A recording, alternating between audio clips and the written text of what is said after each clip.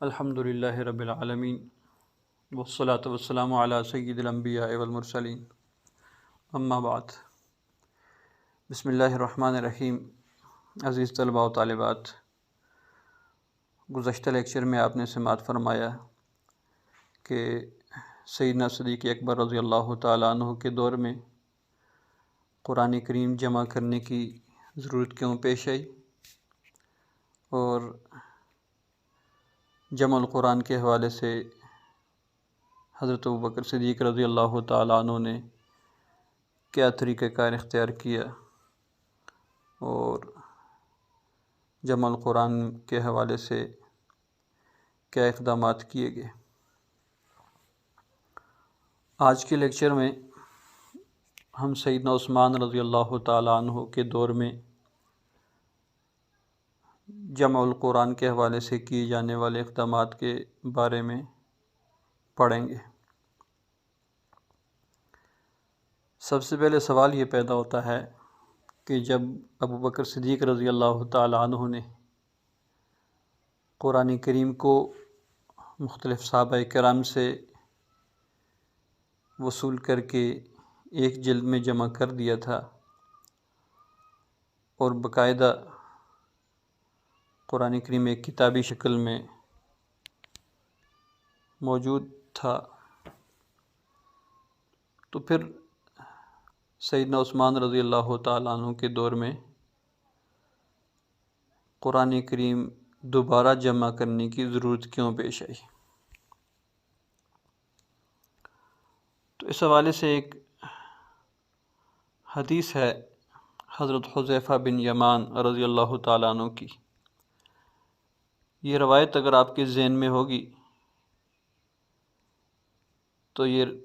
جواب خود بخود حاصل ہو جائے گا، اور یہ اشکال جو آپ کے ذہن میں ہے کہ یہ سوال پیدا ہوتا ہے، یہ خود بخود ختم ہو جائے گا۔ حدیث کو اس طرح سے ہے کہ سیدنا حذیفہ بن یمان رضی اللہ تعالیٰ عنہ جہاد کی غرض سے آرمینیا، آذربائیجان وغیرہ ان علاقوں کے محاذ پہ موجود تھے، یہ جو ہماری آج کل وسطی ایشیائی ریاستیں ہیں۔ چونکہ سیدنا عمر رضی اللہ تعالیٰ عنہ کے دور میں اسلام کی سرحدوں کا دائرہ بہت وسیع ہو چکا تھا، اور بہت دور دور تک اسلام پھیل گیا،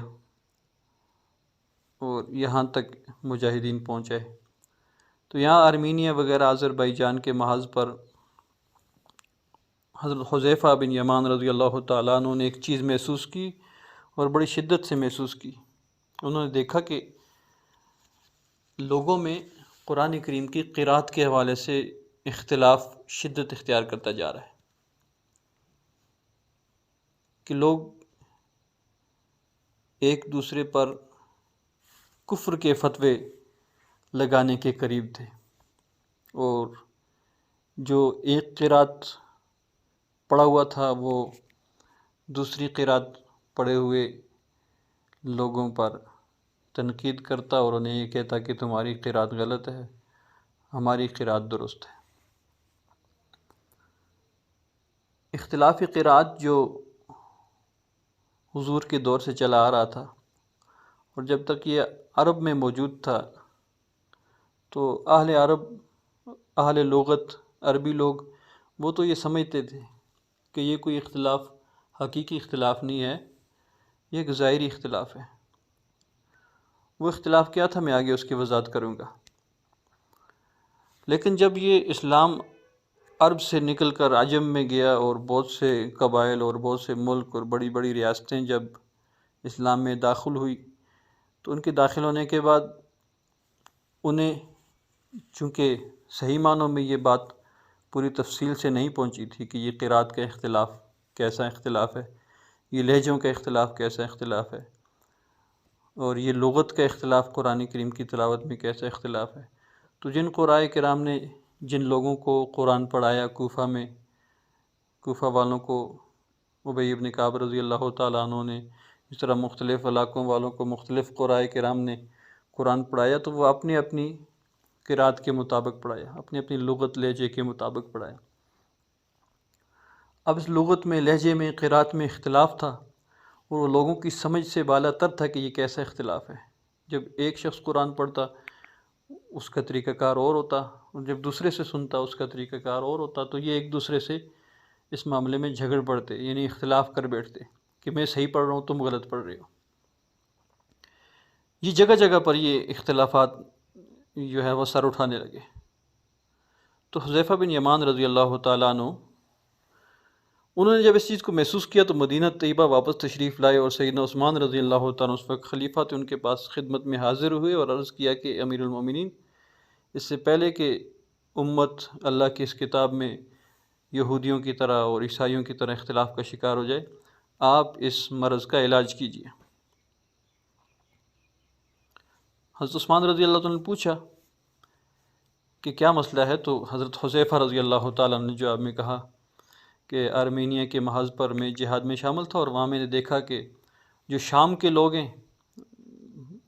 وہ ابی ابن کعب رضی اللہ عنہ کی قرات پڑھتے ہیں۔ ہم شام میں ابی ابن کعب رضی اللہ عنہ شام میں، پہلے جو ہے میں نے غلطی سے کوفہ کا کہہ دیا، کوفہ نہیں بلکہ وہ شام میں قرآن پڑھانے پر مامور تھے، اور وہاں یہ خدمات سر انجام دے رہے تھے۔ تو ابی ابن کعب رضی اللہ تعالیٰ جو ہے وہ جنہوں نے شام میں قرآن پڑھایا، تو شامی لوگ ان کی قرات کے مطابق قرآن پڑھتے ہیں،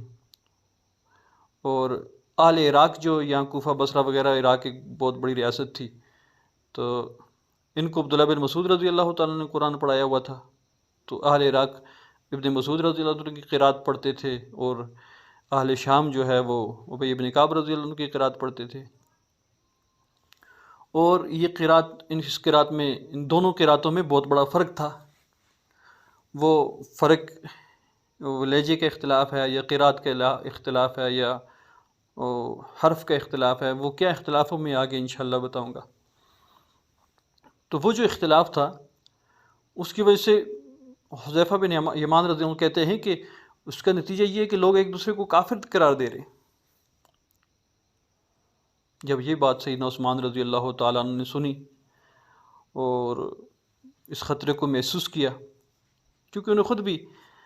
مدینہ طیبہ کے حالات بھی اس طرح کے ان کے سامنے آئے تھے، کچھ واقعات مدینہ طیبہ میں بھی پیش آئے تھے کہ کچھ معلم القرآن اپنے شاگردوں کو جو قرات پڑھاتے تھے وہ کہتے تھے کہ یہ قرات افضل ہے، اور دوسرے معلم دوسری قرات پڑھا رہے تھے اور وہ کہتے تھے یہ افضل ہے۔ تو یہ افضل اور غیر افضل کا اختلاف مدینہ میں بھی موجود تھا، اور یہ شکایت پہلے سے سیدنا عثمان رضی اللہ عنہ کے پاس پہنچی ہوئی تھی۔ تو اس خطرے کو بھانپتے ہی فوراً سیدنا عثمان رضی اللہ تعالیٰ عنہ نے جلیل القدر صحابہ کرام کو جمع کیا، یہ اپنی شورا بلائی، مجلس سے مشاورت منعقد کی، اور وہاں یہ سارا واقعہ ان کے سامنے پیش کیا، اپنی پارلیمنٹ کے سامنے رکھا کہ اس مسئلے کا کیا حل ہونا چاہیے۔ تو صحابہ کرام نے پوچھا کہ آپ کی کیا رائے ہے؟ تو حضرت عثمان رضی اللہ عنہ نے فرمایا کہ میری رائے تو یہ ہے کہ ہم تمام لوگوں کو ایک ہی مصحف پر جمع کر دیں، ایک صحیفے پر، ایک کتاب پر، ایک قرات پر، ایک لہجے پر، تاکہ کوئی اختلاف باقی نہ رہے۔ تو صحابہ کرام رضوان اللہ تعالیٰ اجمعین نے اس رائے کو پسند کیا، اور یہ فیصلہ فرما دیا گیا۔ سیدنا عثمان رضی اللہ عنہ نے باقاعدہ لوگوں کو جمع کیا، وہاں موجود جو لوگ تھے، اور خطبہ دیا، فرمایا کہ تم لوگ مدینہ طیبہ میں یہاں میرے قریب ہوتے ہوئے قرآن کریم کی قراتوں کے بارے میں ایک دوسرے سے اختلاف کرتے ہو، اور ایک دوسرے کو جھٹلاتے ہو، اور ایک دوسرے سے اپنی قرات کو افضل قرار دے رہے ہو۔ یہاں قریب ہوتے ہوئے تمہاری یہ حالت ہے، تو جو لوگ دور دراز علاقوں میں وہ تو اور زیادہ اختلاف کا شکار ہوں گے، لہذا تم لوگ سارے مل کر ایک قرآن کریم کا ایسا نسخہ تیار کرو جو واجب الاقتداء ہو، جس پر سب کے اتفاق ہو۔ اس غرض سے سیدنا عثمان رضی اللہ تعالیٰ عنہ نے وہ نسخہ، جس کے بارے میں آپ پہلے سماعت فرما چکے ہیں کہ سیدنا ابو بکر صدیق رضی اللہ تعالیٰ عنہ نے لکھوایا تھا، اور اپنی جو ہے وہ اپنے بعد خلیفہ جو حضرت عمر رضی اللہ تعالیٰ عنہ کے پاس، ان کی وفات کے بعد سیدنا عمر رضی اللہ عنہ کے پاس رہا، پھر سیدنا عمر رضی اللہ عنہ کی وفات کے بعد ان کی بیٹی جو حضور پاک صلی اللہ علیہ وسلم کی زوجہ ہیں سیدہ حفصہ رضی اللہ تعالیٰ عنہ، ام المؤمنین سیدہ حفصہ رضی اللہ تعالیٰ عنہ کے پاس جو نسخہ موجود تھا ابو بکر صدیق رضی اللہ تعالیٰ عنہ کی دور کا لکھوایا ہوا، جو زید بن ثابت رضی اللہ تعالیٰ عنہ نے لکھا تھا، اس کی تفسیر آپ سے بات فرما چکے ہیں پہلے۔ وہ نسخہ سیدنا عثمان رضی اللہ تعالیٰ عنہ نے منگوایا، پیغام بھیجا، تو وہ سیدہ حفصہ رضی اللہ تعالیٰ عنہ نے وہ نسخہ بھیج دیا، ارسال کر دیا۔ تو حضرت عثمان رضی اللہ تعالیٰ عنہ نے پھر 4 صحابہ کرام کی ڈیوٹی لگائی، اس کام پہ مامور کیا۔ یہ اہم پوائنٹ ہے۔ ایک تو وہی حضرت زید بن ثابت رضی اللہ تعالیٰ عنہ جنہوں نے پہلے یہ نسخہ لکھا تھا، اور ان کے ساتھ 3 اور ہیں، عبداللہ بن زبیر رضی اللہ تعالیٰ عنہ ہیں، اور جو حضرت عائشہ رضی اللہ تعالیٰ عنہ کے بھانجے ہیں، اور دوسرے حضرت سعید بن العاص رضی اللہ تعالیٰ عنہ ہیں 3، اور چوتھے عبد الرحمن ابن حارث بن ہشام رضی اللہ تعالیٰ عنہ۔ یہ 4 حضرات ہیں، یہ 4 افراد کی جماعت بنائی، ذمہ داری ان کی تھی، باقی دیگر صحابہ کرام نے ان کے ساتھ تعاون کیا، ایک پوری جماعت تھی، ایک پورا گروپ تھا۔ بہرحال یہ 4 بنیادی مرکزی افراد تھے اس کمیٹی کے، تو ان کی یہ خدمت لگا دی گئی کہ آپ نے اب یہ کام کرنا ہے۔ تو انہوں نے جو کام کیا اس میں ایک تو یہ کیا کہ سیدنا صدیق اکبر رضی اللہ عنہ کے زمانے میں جو نسخہ تیار ہوا تھا اس میں صورتوں کی ترتیب باقاعدہ یہ نہیں دی گئی تھی کہ یہ سورۃ فاتحہ ہے، پھر سورہ بقرہ ہے، پھر سورہ آل عمران ہے، پھر اس ترتیب سے نہیں تھی، غیر مرتب تھی، یعنی ہر سورت کو الگ سے لکھ دیا گیا تھا، اور ضرور اس میں یہ ترتیب اب قرآن کریم میں صورتوں کی موجود ہے اس طرح سے نہیں تھی۔ تو انہوں نے صورتوں کو مرتب کیا، جو جس ترتیب پہ آ رہی ہے اسے اسی ترتیب میں رکھا۔ ایک تو یہ کام کیا، ایک بڑی تبدیلی جو سیدنا صدیق اکبر رضی اللہ عنہ کے جمع القرآن اور سیدنا عثمان رضی اللہ عنہ کے جمع القرآن میں جو بڑا فرق ہے وہ یہ ہے کہ صورتیں ترتیب دے دی گئی۔ دوسرا یہ کام کیا کہ قرآن کریم کی جو آیات اس طرح سے لکھی کہ اس میں رسم الخط وہ اختیار کیا کہ جس میں ساری متواتر قراتیں سما جائیں، اس میں قراتیں جو ہیں وہ ساری کی ساری جو جس قرات کے ساتھ پڑھنا چاہے وہ اس میں پڑھ سکے، ایسا رسم الخط اختیار کیا۔ اس کے لیے انہوں نے یہ کیا کہ نقطے بھی نہیں لگائے اور جو ہے وہ زیر زبر پیش بھی نہیں لگائے۔ اب نقطے زیر زبر نہ لگانے سے پھر یہ ہر قرات والے کے لیے آسانی تھی کہ وہ اپنی لہجے اور قرات کے مطابق اسے پڑھ سکے، تو یہ اس کے اندر ایک وسعت رکھی گئی۔